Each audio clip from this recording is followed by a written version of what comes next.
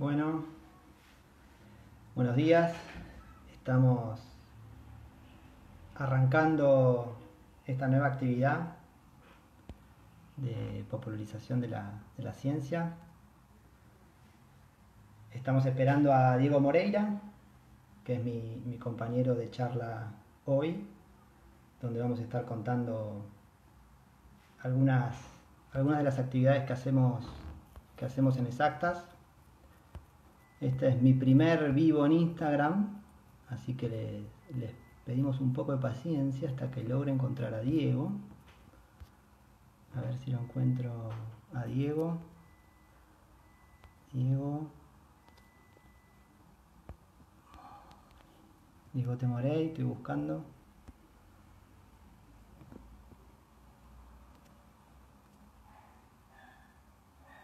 Diego, ¿estás por ahí para sumarte a la charla que vamos a dar hoy?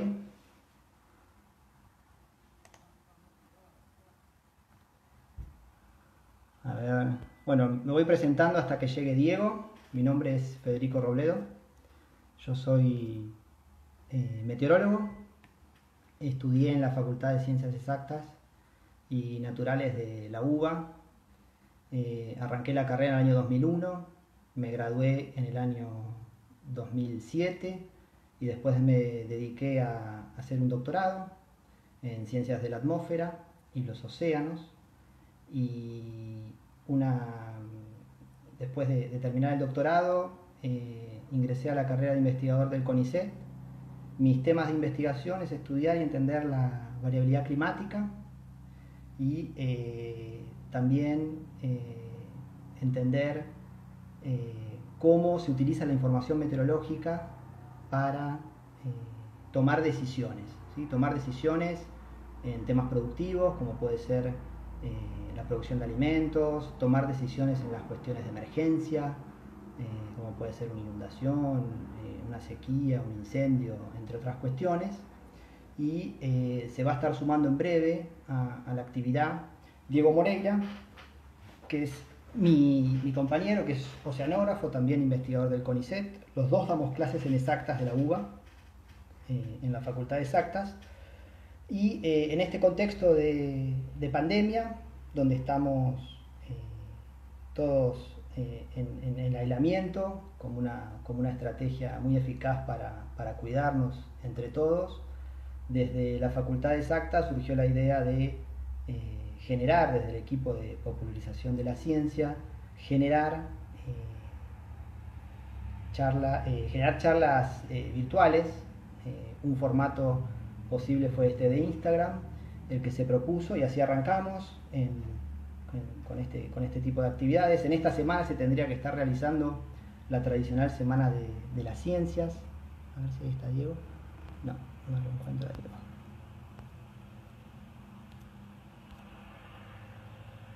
Se tendría que... A ver si lo encuentro a Diego. Un minutito, que estoy buscando a Diego. Me está costando encontrar a Diego. Entonces les decía, en esta semana, que es la Semana de las Ciencias de la Tierra, donde se muestran diferentes actividades para escuelas secundarias y escuelas fundamentalmente secundarias y primarias, también algunas. Se muestran actividades de las carreras de ciencias de la atmósfera, de los océanos, de paleontología, de geología, y siempre este formato es presencial en la Facultad de Exactas, donde circulan alrededor de 4.000, 5.000 estudiantes o más, junto con sus docentes, conociendo qué es lo que se hace en ciencias de la atmósfera, con actividades didácticas. Este año no se puede hacer, así que estamos arrancando con este formato. Mi carrera es la carrera de ciencias de la atmósfera, y ahora le paso 2 minutitos la palabra a Diego, que es de oceanografía, así que él se presenta y luego ya empezamos a contarles. Antes de pasarle la palabra a Diego, les adelanto algunas de las cosas que hace un meteorólogo. Hoy vamos a ver cómo podemos medir lluvia. Acá les muestro, este es un pluviómetro. Después vamos a hacer una experiencia. Y vamos a también ver cómo se puede medir la altura de los ríos, con un ejemplo bastante simple, pero que tal vez les puede servir. Les vamos a enseñar a construir también un pluviómetro casero, con una lata que puede ser de arvejas, de duraznos, y una regla, vamos a empezar a mostrarles algunas cosas de las que hacemos con escuelas secundarias. Así que, Dieguito, si querés presentarte. Bueno, ¿qué tal? Buenas tardes a todos, espero que se escuche bien. Estamos poco acostumbrados a esto de Instagram con Fede, somos una estirpe un poco más vieja. Así que bueno, yo soy oceanógrafo, yo estudio el océano y acá cerca no tenemos el océano, así que vamos a estar tratando de explicar un poco cómo funcionan las inundaciones urbanas y tal vez un poco por su destape, es algo que sufrimos bastante en la costa de la ciudad de Buenos Aires.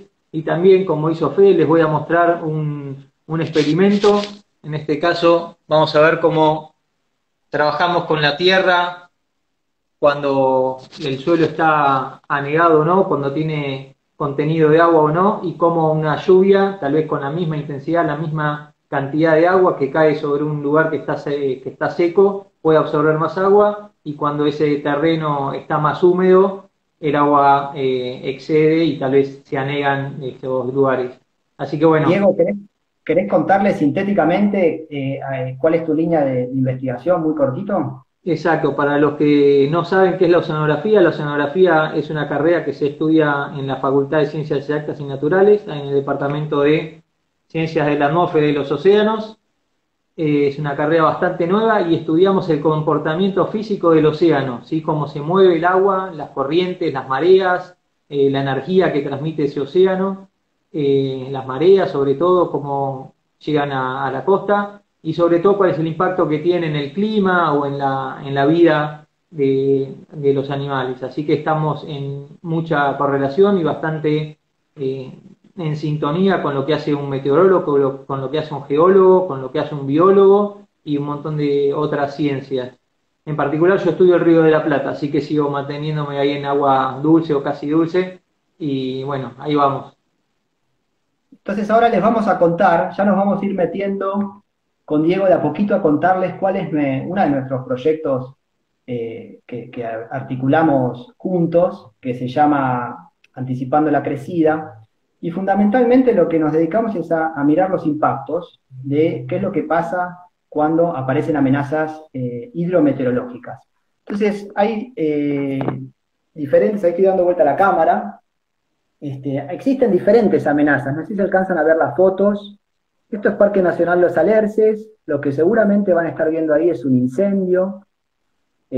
También hay otro tipo de impactos, como pueden ser las inundaciones, no sé si alcanzan a ver, eso es una localidad de la provincia de Buenos Aires, alejada de la ciudad de Buenos Aires, que sufrió una inundación. Esto es la ciudad de Buenos Aires, sufrió una inundación, ahí pueden ver a una persona haciendo una especie de canotaje en una calle inundada. Hay impactos por rayos, por tormentas severas, diferentes fenómenos meteorológicos que, bueno, dentro de una tormenta se pueden generar tornados en la zona de Argentina, granizo, lluvias intensas con fuertes vientos, entre otras cuestiones. También pueden existir sequías, olas de calor, olas de frío. Existen sin fin, una cantidad grande de impactos, ¿no? Así que ahora Diego nos va a contar un poquito algunos impactos que también pueden estar ocurriendo en el mar. Y sí, ahí lo que estamos viendo, Fede, es una imagen de un barco, sí, hay a veces olas mucho más grandes de las que uno se espera cuando está navegando. Saber cómo son esas olas o cuál es el pronóstico de olas es algo fundamental también para la navegación, para la seguridad náutica, para la pesca, también para las plataformas offshore. Hay un montón de casos donde podemos entender o tratar de buscar pronósticos de olas y se pagan bastante caros para la seguridad náutica, para las plataformas offshore, saber cómo son esos pronósticos y cuál puede ser una ola máxima para una determinada región. Eso es fundamental para todos los que están navegando en el océano y para también las plataformas offshore. A ver, voy a mostrar algunas de las fotos Vamos a mostrar alguna. que teníamos ahí, a ver si llegamos a ver. Acá tenemos una imagen de una plataforma offshore también que está siendo impactada por una ola y bueno, los problemas que traen atrás son bastante importantes y generan bastante costos, no solamente con pérdidas humanas, sino con inversiones. Pero bueno, son algunos de los ejemplos de este tipo de impactos, tanto meteorológicos como oceanográficos. También hay otro tipo de impactos que ustedes seguramente nos van a poder ir contando, nos van a poder ir aportando qué tipo de impactos sufren, si es que están viendo esto en algún otro lugar de la provincia o de la Argentina tenemos amigos que están en Estados Unidos, en España también nos están siguiendo, así que tal vez ellos nos pueden contar, nos pueden tirar ahí por las preguntas qué impactos climáticos, ¿sí?, estamos considerando en la atmósfera y en el océano, pueden ocasionar o pueden sufrir en distintos lugares. Y un punto que entonces un eje de esto que les queremos contar hoy es cómo podemos hacer para reducir los riesgos de un impacto, ¿no? Entonces ahí el título de la charla que habíamos propuesto hablaba de si era posible comprar el sol, comprar la lluvia, comprar el viento, y bueno, de antemano me imagino que la mayoría pensamos que eso es realmente difícil, poder comprar una tormenta, hoy sería ciencia ficción, pero como no podemos, no se puede hacer eso, diría que por suerte, existen estrategias para reducir el riesgo de un desastre. Entonces ahí es una de las líneas que trabajamos con Diego, es un sistema de alerta temprano. ¿Qué es un sistema de alerta temprano? Pero antes de ir a un sistema de alerta temprano, queremos contarles una definición de un concepto, que es el de desastre. Muchas veces se escucha que un desastre es natural. Bueno, eso era un concepto que se usaba hace muchos años atrás, o vamos a decir algunas décadas, que ha ido cambiando, porque el desastre ocurre no únicamente por una cuestión natural, sino va a ocurrir cuando se conjugan tres cosas. Cuando hay una amenaza, que puede ser una tormenta, una sudestada, un granizo, una ola de calor, existe una amenaza, hay una población o un sector expuesto a esa amenaza, es decir, si está lloviendo muy intenso, si se está inundando una zona donde no hay absolutamente nada, ni animales, ni personas, ni nada, entonces ahí tal vez no se va a estar generando un desastre. O sea, si tenemos la amenaza, pero no hay la exposición a esa amenaza, tal vez no pasa nada. Y otro factor es la vulnerabilidad, es decir, cuán vulnerable es una persona ante una amenaza. Por ejemplo, en la zona del delta, del Tigre, del Paraná, las casas están todas sobre altura. ¿Y por qué están sobre altura? Porque la zona del delta es una zona que se inunda por sudestadas, es decir, el estuario del Río de la Plata levanta su nivel por el viento, lo inunda, y todas las casas están en altura, es un lugar pintoresco, hay turismo, la gente veranea, pese a tener la amenaza de la sudestada y pese a estar expuesto a la crecida del río. Pero las condiciones edilicias, las viviendas que hay en la zona del delta no están preparadas para ese impacto, están preparadas para esa amenaza y para esa exposición a la inundación. Entonces hay otras zonas donde no. Si uno se construye una casa al lado de un río, sin estar esa casa en altura o algo, cuando hay un desborde de ese río, puede estar impactando en nuestra casa, puede entrar el agua a la casa, puede haber situaciones. Entonces ahí es donde aparece la situación de vulnerabilidad en juego. Así que, dicho esto, de manera muy, muy sintética, si querés, Diego, contarles muy cortito qué es un sistema de alerta temprano, que es a lo que un poquito estamos trabajando. Bien, lo que empezamos a trabajar entonces ahí con Fede y con un montón de compañeros de otras ramas de la ciencia, como son geógrafos, como son ingenieros hidráulicos, como son antropólogos sobre todo, es cómo construir un sistema de alerta comunitario. Pero antes de construir un sistema de alerta comunitario tenemos que entender un poco cuáles son las componentes de ese sistema de alerta comunitario.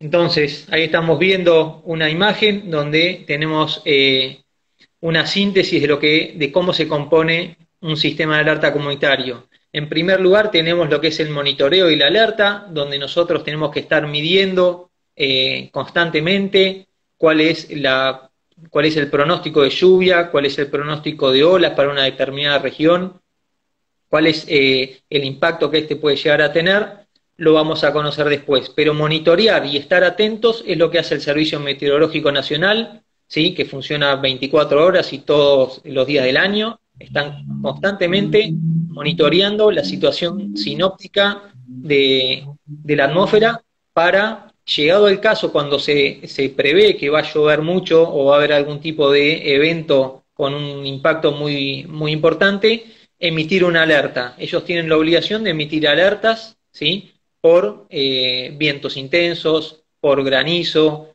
por lluvias intensas. Lo mismo el Servicio de Hidrografía Naval emite alertas por si hay sudestadas, si el nivel del río de la Plata va a subir más de lo normal y puede afectar o inundar las zonas costeras. Después, lo que hay que conocer, por otro lado, es el riesgo, es conocer el terreno, es saber qué lugares se pueden inundar con más facilidad o no. Es lo que mencionaba Fede. Si antes tenemos una casa que esté elevada, ese lugar no va a tener un impacto muy grande. Pero si estamos cerquita del río, ese lugar sí va a ser afectado.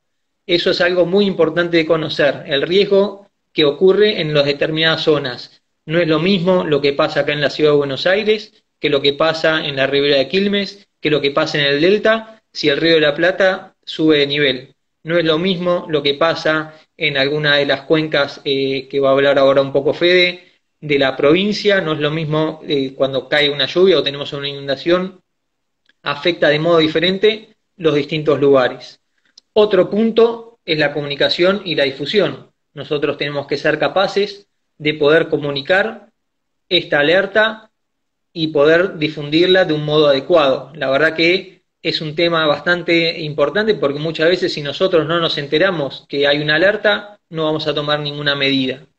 Y por último, y no menos importante, es la capacidad de respuesta. Sí, la capacidad de respuesta es lo que hace Defensa Civil, los bomberos, la policía. Cuando hay un tipo de evento donde hay riesgo, donde hay vidas en peligro, ellos toman acciones para poder socorrerlas, o llevarles alimentos, llevarles agua, o en llegado el caso, evacuarlas del lugar. Estas 4 componentes son igualmente importantes, ¿sí? Podemos tener el mejor monitoreo del mundo, ser mejores que Inglaterra, que Estados Unidos, pero si no lo podemos comunicar bien, no nos sirve de nada. Si no podemos tener una buena capacidad de respuesta, no nos sirve de nada. Y si no conocemos el riesgo, tampoco nos sirve de nada. Entonces, estas 4 componentes son igual de importantes.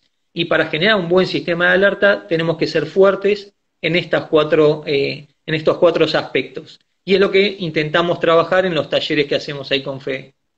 Hola Diego, ahí lo que están escribiendo, que nos están viendo desde el barrio Don Juan, en La Ferrer, que es una de las escuelas donde trabajamos, y ahí es donde pasa la segunda parte esta que comentaba Diego, de un sistema de alerta comunitario, ¿no? ¿Cómo construimos un sistema de alerta comunitario? Entonces en este tiempo, ahora también les voy a mostrar unas fotos, en este tiempo fuimos trabajando por diferentes zonas del conurbano bonaerense. Esto es una escuela en Quilmes, en la Ribera, lo que ustedes pueden ver, una escuela secundaria que suele tener temas de inundaciones. Esta es una escuela en Avellaneda, en el barrio de Piñeiro, la escuela 53. Ahí en la foto se puede ver a Damián, a Mariano, que son docentes, en el club de ciencia César Milstein, donde estuvimos trabajando también temas del conocimiento del riesgo, temas de cómo se va conociendo el riesgo, esta componente que marcaba Dieguito, conocer el riesgo. ¿Quién mejor para conocer el riesgo de un barrio que los habitantes de ese barrio?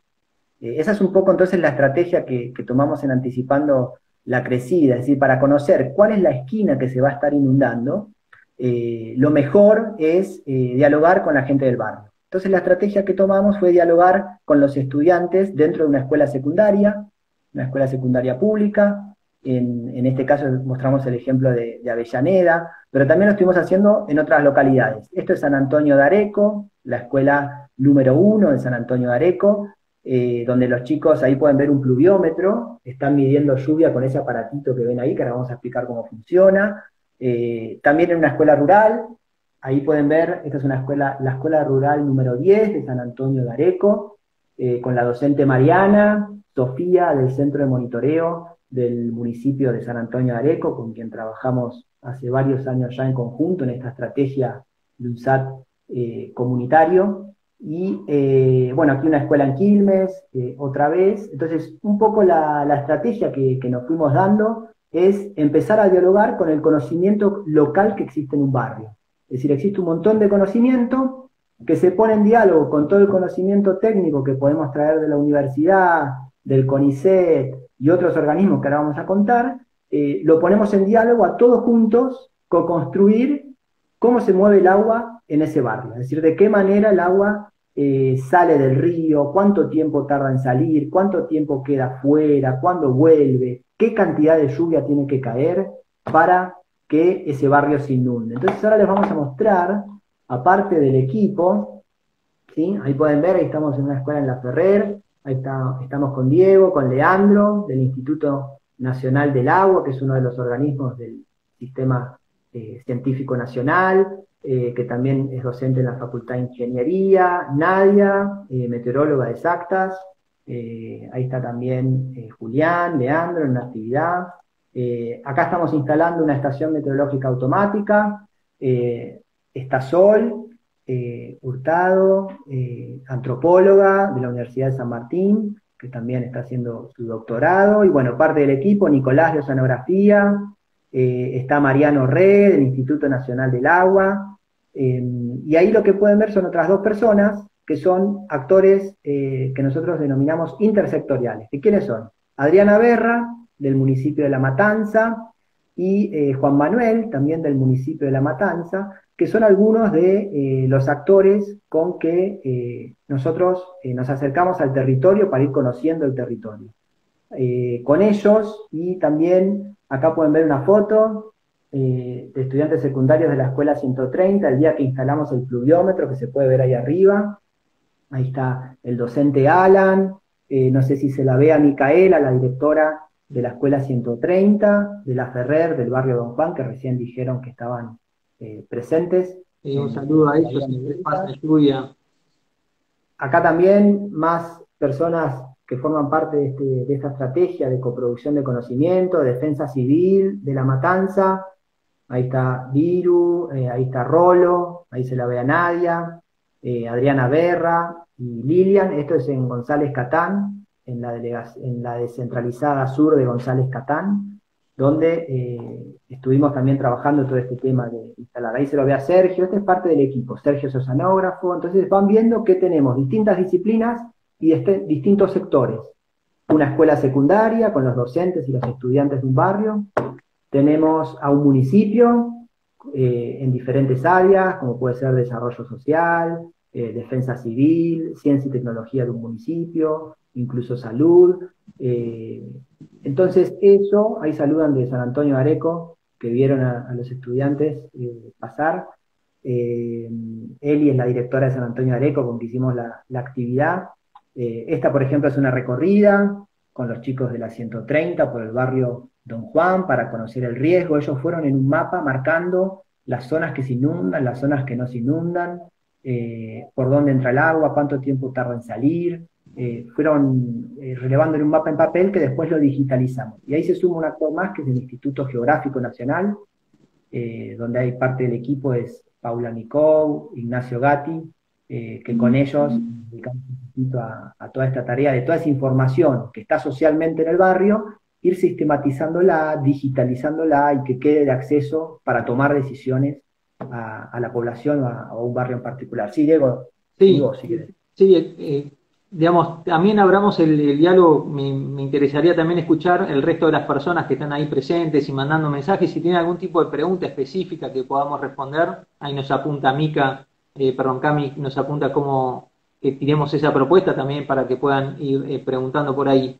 Pero una de las cosas importantes que mencionaba Federico recién es esto de la construcción del conocimiento de modo colaborativo, ¿sí? Nosotros venimos de la academia con un saber más teórico de oceanografía, de meteorología, pero hay un saber local ahí en el barrio, en todos los barrios y frente a cualquier tipo de problema que nosotros no lo conocemos. A mí en la facultad no me enseñaron qué le pasa a la gente que vive en el barrio Don Juan o en San Antonio de Areco, ni cuál es la problemática. Y si yo voy a San Antonio de Areco con todo mi saber para tratar de ver hasta dónde llega el agua del río Areco, por supuesto que no lo voy a saber. Y hasta el chico, no sé, de 5 años del lugar, me va a decir, y el río sale hasta ahí, llega hasta ahí. Y cuando llueve mucho, eso se inunda y eso no. Ese saber yo no lo voy a tener. Y lo tiene la gente de cada una de las localidades.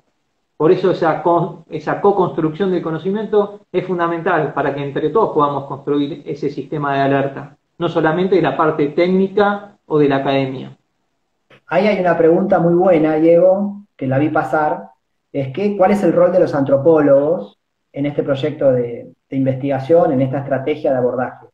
El rol de los antropólogos es fundamental porque, como explicaba Diego, existe un conocimiento en el barrio. Entonces, ¿cómo uno entra en diálogo con ese conocimiento del barrio? ¿Con qué estrategia metodológica, si se quiere, de investigación? ¿Cómo ir sistematizando esa información? ¿De qué manera uno puede ir relevando todo ese campo, ¿sí?, de conocimiento que es el barrio, ese campo social que es el barrio? Existen diferentes disciplinas del área sociales, y nosotros trabajamos con antropólogos que tienen un ejercicio muy fuerte y muy aceitado para hacer lo que ellos denominan, por ejemplo, una etnografía, un trabajo de campo social, que es dialogar con ese campo. No es hacer una entrevista, sino es entender cuáles son los procesos sociales que se dan en un barrio, a una escala pequeña, qué relación tienen con una escala municipal, qué relación tienen con una escala provincial, incluso una nacional.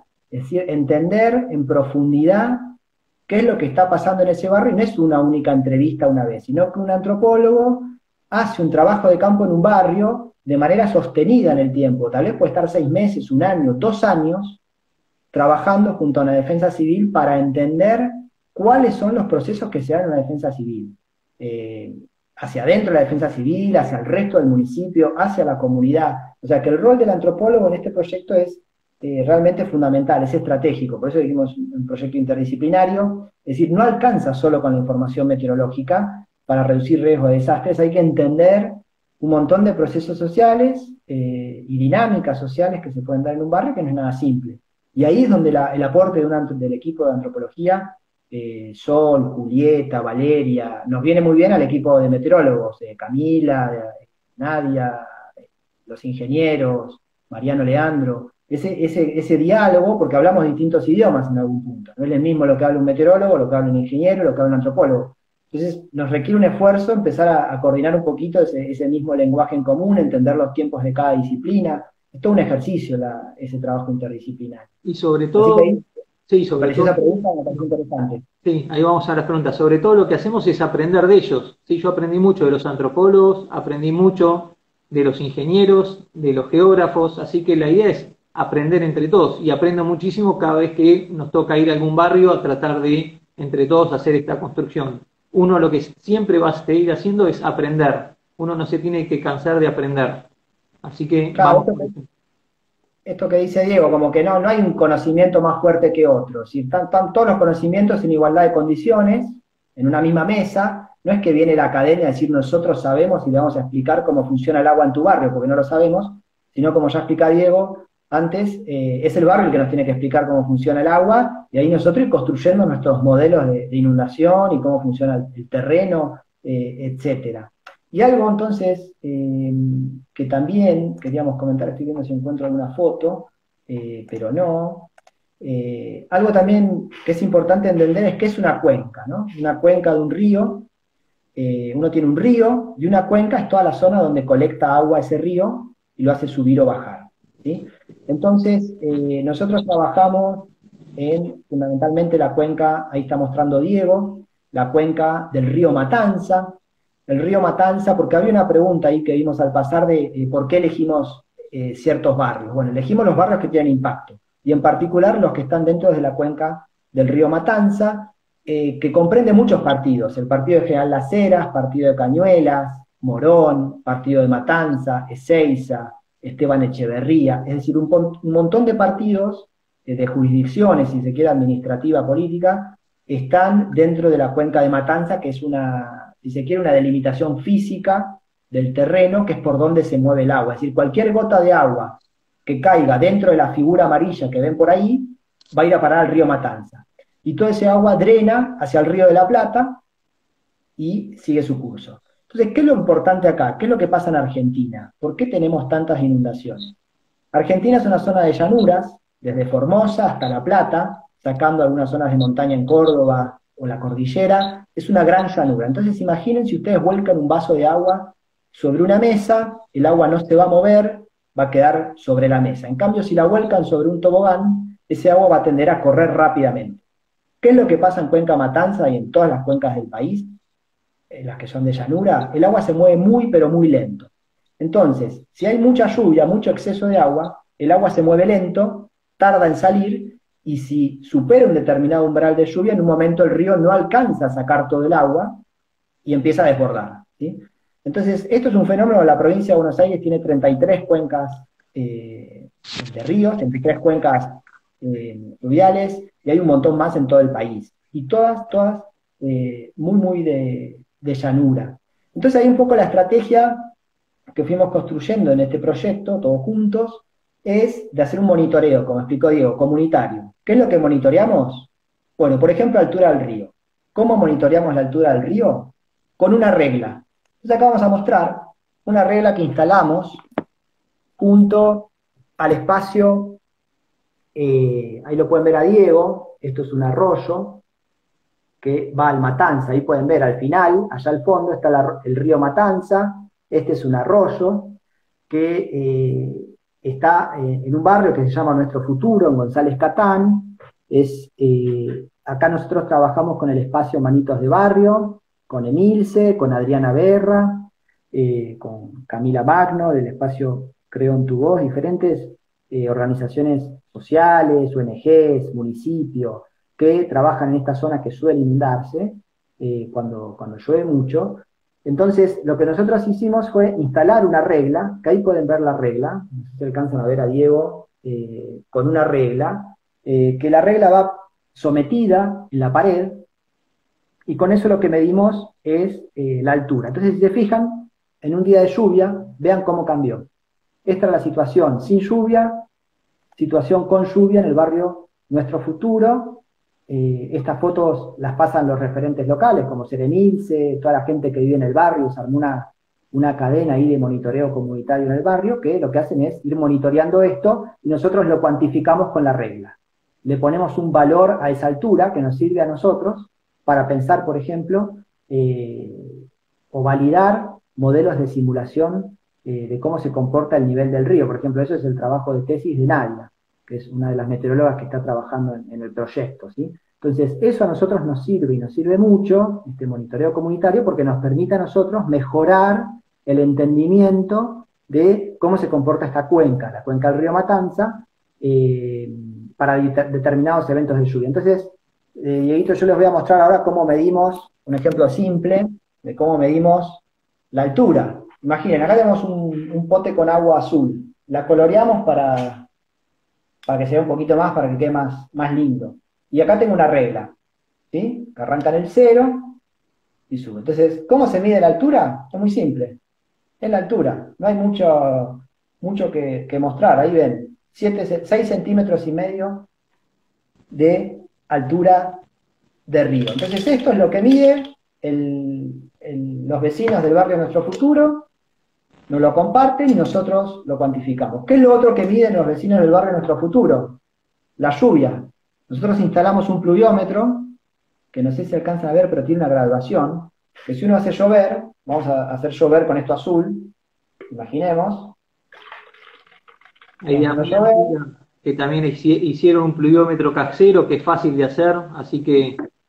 Entonces ahí, por ejemplo, esto que ven acá, llovieron 42 milímetros. No sé si alcanzan, no creo que se alcancen a ver los números, pero ahí dice 42 milímetros, más o menos. Entonces, esto lo mide todos los días a las 9 de la mañana, los vecinos del barrio Nuestro Futuro, en la escuela 130 de la Ferrer, en Ciudad Evita, Adriana, Defensa Civil en La Tablada, van monitoreando lluvia en distintos lugares, a las 9 de la mañana todos los días monitorean cuánto fue lo que acumuló, y esto lo reportamos, nosotros lo guardamos como información para seguir calibrando. Y Y lo que decía Diego, tenemos forma de hacer un pluviómetro casero, que es lo que hacemos en algunas escuelas, ¿sí? ¿Qué es lo que hacemos? Es un tachito que vamos a medir la altura también del agua, ¿sí? Entonces ponemos algo así, y ahora les voy a mostrar cómo con eso mismo medimos la altura, es lo mismo. Tenemos nuestro tachito, acá no lo van a alcanzar a ver, pero uno mide la altura con la regla, se fija dentro del tacho cuánto cayó de agua todos los días a las 9 de la mañana, que es una norma internacional de medición, que es la que tomaron los vecinos de Matanza, y de esa manera empezamos a medir, ¿sí? Entonces, esa es una forma casera de hacer un pluviómetro, que lo puede hacer cualquiera en su casa, de medir. Entonces, esta estrategia de medir se hace en toda la cuenca, o perdón, en buenas partes de la cuenca, en este trabajo articulado con el municipio de Matanza, con las escuelas, etcétera. Les vamos a mostrar algunas fotos. Si querés vos, Diego, contarle un poquito qué es lo que pasa con la tierra, es decir, qué pasa si hay muchos días que no llueve, Bien, qué le pasa a la tierra, y de golpe llueve, bueno, ¿qué hace esa tierra? ¿Absorbe, deja de absorber? ¿Cómo funciona?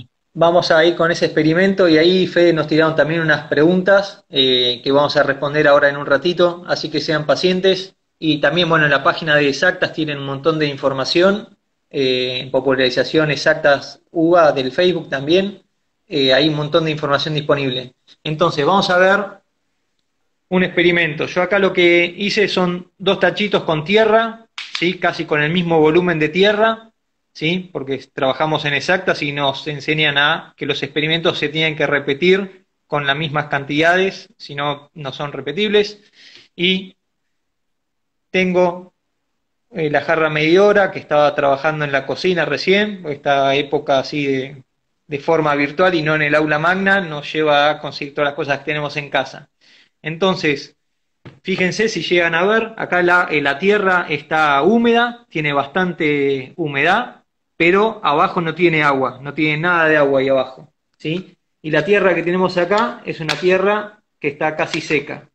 Entonces yo le voy a echar, acá tengo 600, sí, casi 600 de agua, no es la jarra completa, y vamos a ver cómo con una poca cantidad de agua, ahí ya se empieza a ver, ¿sí? Que el agua ya está anegando el lugar. Fíjense que antes estaba en 600 y solamente con 50 ya tenemos el agua anegada. Acá voy a echar de vuelta agua, creo que se llega a ver bien. Ahí eché casi, se ve bien, eché casi 50, ¿sí? Y la tierra, por supuesto, absorbe, ¿sí? Ahí ya casi eché 100 mililitros de agua y puedo seguir echando mucho más, y el agua en la superficie, por supuesto, la va a ir absorbiendo, ¿sí? Pero en este de acá ya tengo todo lleno de agua, lo podemos ver bien ahí, y sin embargo, esta tierra que está seca, ¿sí? Todavía tiene un poco más de volumen de agua para seguir absorbiendo. Por supuesto que conocer cuál es la humedad del suelo y cuál es el estado del suelo es fundamental, y eso es algo que no se está midiendo, que no lo estamos midiendo actualmente, y es algo que podríamos medir para mejorar el impacto que va a tener una lluvia en un determinado lugar. Si conocemos cuál es la cantidad de lluvia que puede llegar a caer en un determinado lugar y no conocemos cómo está el estado del suelo, el comportamiento de los ríos va a ser diferente. Así que conocer no solamente la altura de los ríos que drenan el agua, conocer la humedad que tiene el suelo también es importante para entender justamente qué capacidad de respuesta puede tener ese terreno. Por supuesto, esto es tierra. ¿Qué pasa en una ciudad que tiene asfalto? Bueno, si no escurre bien esa agua, nos vamos a terminar inundando, como pasa acá algunas veces. Ya no nos inundamos, pero son cosas que le ocurren a los distintos tipos de terreno. Diego, ahora quiero mostrar. Ahí estamos, este es el día que instalamos la regla en el arroyo Finoquieto a Pipé. Ahí está el equipo, bueno, gente de Defensa Civil, Adriana, Verónica de Meteorología, Emilce, Camila, y ahí estamos en Manitos de Barro, por ejemplo, con el pluviómetro. No sé si alcanzan a ver, ahí donde está la chica Camila de naranja, de violeta, con el pluviómetro. ¿Sí? Esto fue, ahí vamos construyendo este monitoreo. ¿Y por qué es importante un sistema de alerta temprana? Esto nos interesa remarcarlo porque es importante. Porque al estar en una llanura, si ustedes se fijan acá, hay una obra hidráulica hecha. En una llanura, las obras hidráulicas ayudan a mitigar, a que el agua escurra más rápido, algunas cuestiones más que uno podría detallar. Pero no es suficiente, es decir, en una llanura siempre va a haber algún episodio que genere desbordes. Es decir, es imposible decir que no nos vamos a inundar nunca más. Eso es muy, pero prácticamente imposible en una zona de llanura. O sea, no existe obra hidráulica que alcance. ¿Son importantes las obras hidráulicas? Sí, no hay duda. Están los ingenieros que pueden demostrar cómo uno puede mejorar algunas cuestiones desde el punto de vista del modelado. Pero no es suficiente. Uno necesita tener una alerta temprana, uno necesita anticiparse a determinadas situaciones, no es simple. Entonces, eso es uno de los corazones de esto. O sea, no alcanza con la obra, hay que tener también esta estrategia de, bueno, cómo preparar, cómo organizarse un barrio, cuándo saber con cuánta lluvia empieza a tener problemas el río, qué se hace, cuál es la capacidad de respuesta ante esa situación, digamos. Todas esas cuestiones organizacionales en un barrio llevan tiempo, no se hacen de la noche a la mañana. Requiere tener un ejercicio y ahí es fundamental el trabajo coordinado entre un municipio, una escuela, una organización social, una ONG, todos trabajando de manera articulada, como pasa en Matanza, por ejemplo, que es lo que venimos observando y monitoreando ya desde el año 2014 que nosotros trabajamos en la cuenca del río Matanza. Venimos observando esta dinámica, entendiendo esta dinámica, cómo se organizan los procesos locales para anticiparse a una determinada situación. Entonces, ahí es donde queríamos también trazar un paralelismo con la actual situación de COVID, ¿no? ¿Qué es lo que estamos viviendo ahora? Había una pregunta ahí que pasaron, que antes de pasar a COVID la vamos a comentar. Si articulamos con el municipio, sí articulamos con municipios, diferentes municipios de la provincia de Buenos Aires, y si articulamos con otros organismos, bueno, en algunos casos es simple, en otros se nos dificulta más. Lo natural acá sería articular con ACUMAR. De ahí un comentario más, que también preguntan, digamos, nosotros somos pocos como para trabajar en muchos lugares a la vez. Ahí preguntaban si hemos trabajado en la Ribera, bueno, en la Ribera de Quilmes sí, en otros lugares creo que está por ahí la pregunta de cómo seleccionamos esos lugares. La verdad que según nos van llamando y según nuestra capacidad también de poder ir a cada uno de esos lugares, empezamos a trabajar un poco también con el Ministerio de Salud de la provincia de Buenos Aires, porque lo que pasa después de una inundación donde hay exceso de agua, hay que lavar muy bien, hay que tomar un montón de medidas que son súper necesarias. Así que estamos de a poco empezando a trabajar con los distintos organismos, pero bueno, todo lleva mucho trabajo y mucho esfuerzo poder no solamente ir a los barrios a hacer los talleres, sino aportar en todos los lugares. Algo clave esto que dice Diego es la paciencia, ¿no? La paciencia y la perseverancia en ir construyendo ese vínculo, ¿no? Porque construir un vínculo uno no va una vez y ya está, sino es construir ese diálogo, ese ida y vuelta, ganando confianza entre los distintos actores que estamos pensando esto, entendiendo cuáles son las dinámicas, las lógicas que van ocurriendo. Los tiempos de un municipio son distintos a los tiempos que puede tener un grupo de investigación como el que formamos parte, los tiempos que tenga el CONICET, los tiempos de la facultad. Entonces, bueno, es un ejercicio de paciencia, de acomodarse a esos tiempos colectivos que, bueno, que lleva un rato, que es paciencia y no abandonar esa estrategia de esa construcción colectiva. Entonces, algo que queríamos cerrar algo poquito. Sí, la idea es, podemos ir a la zona del Delta, a la parte de la isla Maciera, hay un montón de lugares que sabemos que sufren impacto, que podemos empezar a articular. Bueno, puedes destachar, nos pueden mandar mensajes o los contactos para que de a poco, como dice Federico, empecemos a entablar un diálogo y tratar de ir de a poco y con los tiempos que tenemos cada uno de los sectores construyendo estos sistemas de alerta. Pero sí, estamos abiertos a cualquier tipo de Mira, acá hay una pregunta muy buena, Diego, que dice, ¿cuánto tiene que llover para que desborde un río? Entonces ahí depende de muchos factores.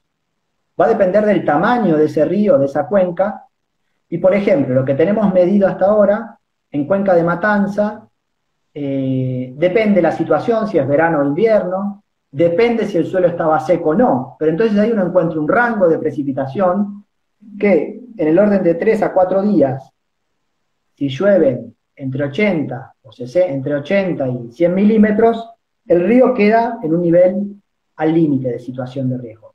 Depende cómo esté antes. Hay veces que llueven 100 y no pasa nada. Hay veces que llueve 80 y la situación queda al límite. Va a depender de la época del año. Lo mismo encontramos en San Antonio de Areco. El río Areco, que corresponde a los municipios de Carmen de Areco, San Antonio de Areco, Varadero, etcétera, Exaltación de la Cruz, otros municipios, va a depender de cuánto llueva.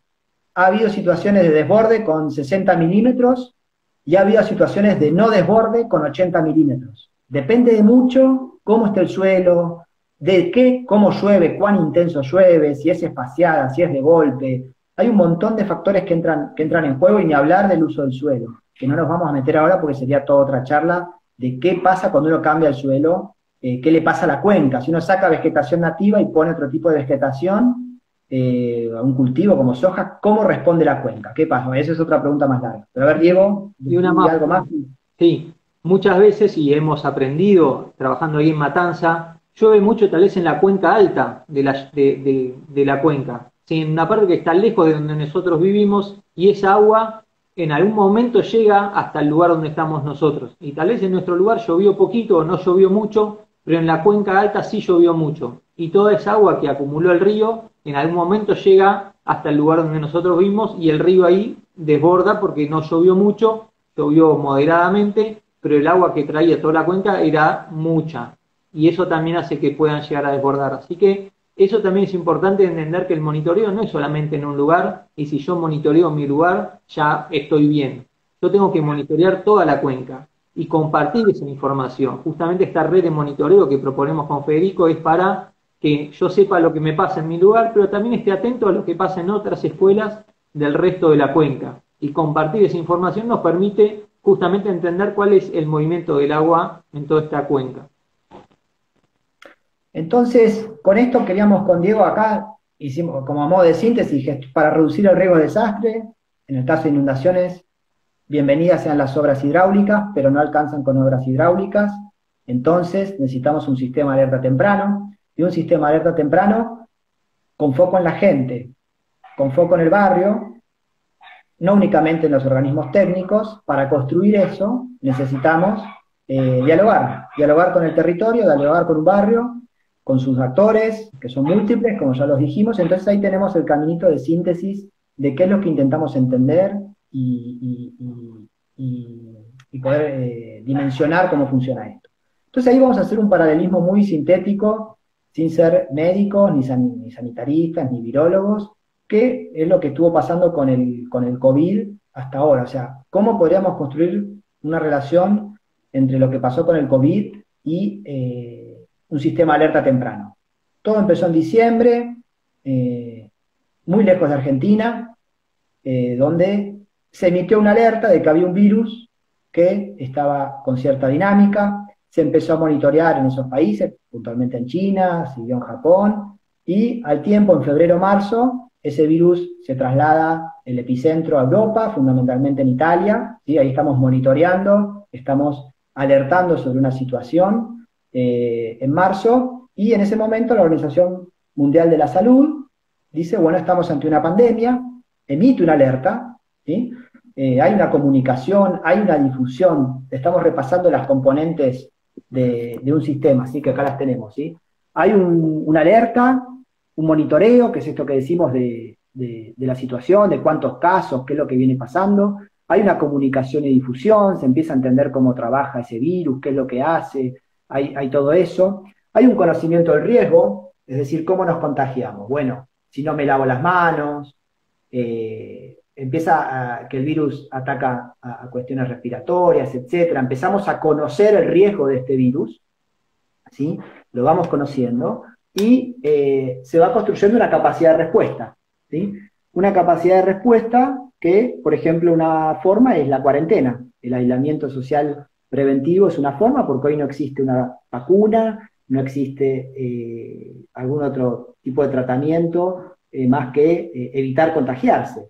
Entonces ahí, en este esquemita, uno podría decir, bueno, lo acá funcionó, ahí pueden ver a la llama, que me acompañó durante la charla, otra llama, y lo que decimos es, en este COVID lo que funcionó fueron las 4 componentes de un sistema de alerta, perdón, de un sistema de alerta temprano. El alerta y el monitoreo de la situación epidemiológica, conocer el riesgo, se comunicó, es decir, hubo comunicaciones del presidente cada 15 días, todos los días a la mañana el Ministerio de Salud emite un comunicado de cantidad de casos, etcétera, contagios, y una capacidad de respuesta de aspectos no solo sanitarios, sino de aspectos sociales. Acuérdense que habíamos hablado que para que haya un desastre tiene que haber una vulnerabilidad. Entonces se generaron diferentes capacidades de respuestas acompañando a los sectores más vulnerados con alimentos y fundamentalmente la capacidad de respuesta es el aislamiento, o sea, que es una respuesta colectiva. Nos llevó a todos un tiempo como comunidad a darnos cuenta que había que ir con tapabocas, que no había que abrazarse, o sea, los primeros cumpleaños que hemos festejado, tal vez a comienzos de marzo, ya circulaba la información de que no teníamos que saludarnos si uno iba a un cumpleaños el 12 de marzo, 11 de marzo, sin embargo se saludaba, y se daba un abrazo y se daba un beso, y hoy día ya eso no lo pensamos, o sea que nos llevó un tiempo como sociedad a organizarnos para poder dar una respuesta a esta situación, y ahora nos saludamos con el codo, usamos tapaboca, el alcohol en gel, nos lavamos más las manos, o sea, fueron tomando ciertas acciones en este sentido. Y es fundamental, digamos, este concepto que está circulando, la importancia de la cuarentena, ¿no? La importancia de estar cada uno tratando de no entrar en contacto con el virus, ¿sí? El aislamiento está dando un resultado, o sea, funcionó un sistema de alerta que nos permitió disminuir el impacto de esta situación. Y ahí justamente una de las cosas que tenemos que ser conscientes es que por más que nosotros nos sentimos protegidos, es proteger al otro también. Es decir, bueno, la verdad que yo no veo muchos casos, no pasa nada, listo, salgo a la calle, igual no me pasa nada. No, justamente, estamos así porque nos estamos cuidando. Y al cuidarnos nosotros también cuidamos al otro. ¿Cuántas veces sentimos que los meteorólogos te dicen, va a llover mañana y no llueve? Tal vez te dicen, che, tené cuidado que va a haber una alerta.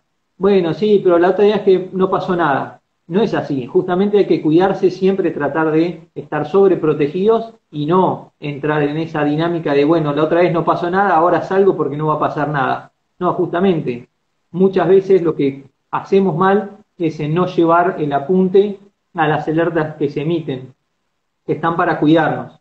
¿Sí? Muchas veces no es que no llovió acá, tal vez llovió y llovió un poco más lejos y llovió mucho, y ahí la sufrieron mucho más. Entonces tratar de, por más que no haya sido el impacto que uno esperaba, saber que nos estamos cuidando, ¿sí? Con esas medidas que vamos tomando, con ese sistema de alerta. Y algo, Diego, que para trazar el paralelismo, acá el monitoreo de la cuenca se hacía comunitariamente. Toda una comunidad organizada, monitoreando cómo se comportaba esa cuenca, cuándo llovía, en diálogo, entendiendo. Acá lo mismo, es una respuesta comunitaria, solidaria, de organización, en este caso a una escala mayor que una cuenca, porque es de los 45 millones de argentinos y a nivel planetario, que nos organizamos de una manera para mitigar ese impacto. Entonces eso queríamos como trazar. Acá funcionó un sistema de alerta a nivel mundial, ¿sí? En otro plazo de tiempo, no en 2 días, 3 días como una cuenca. Funcionó un sistema de alerta que va cambiando y se va ajustando día a día de la situación. O sea, esto es dinámico, un sistema de alerta es dinámico. Entonces, aquí funcionó un sistema de alerta para reducir el riesgo de un desastre. Y hasta ahora se viene logrando. Bien. Fede, nos quedan 5 minutos, así que si te parece, respondamos estas preguntas que quedaron ahí pendientes. Dale, ¿querés arrancar con alguna? Hay una que pregunta sobre... estoy mirando acá las preguntas. ¿Cómo se mitiga o previene una bajante extraordinaria, como está pasando ahora en la cuenca del río de la Cuenca del Plata, el río Paraná, el río Uruguay, el Iguazú? Formas de mitigarlo. Y bueno, con acción, la verdad que no somos expertos ahí en la capacidad de respuesta, de nuevo, es una acción colectiva. Personalmente creo que la mejor forma es con un Estado presente, un Estado nacional, provincial y municipal, coordinados activamente entre ellos, en diálogo y en permanente escucha de ese actor que está siendo atacado por esta situación, está siendo amenazado por esta por esta situación. Ahí creo que la mejor forma de ayudar es eso.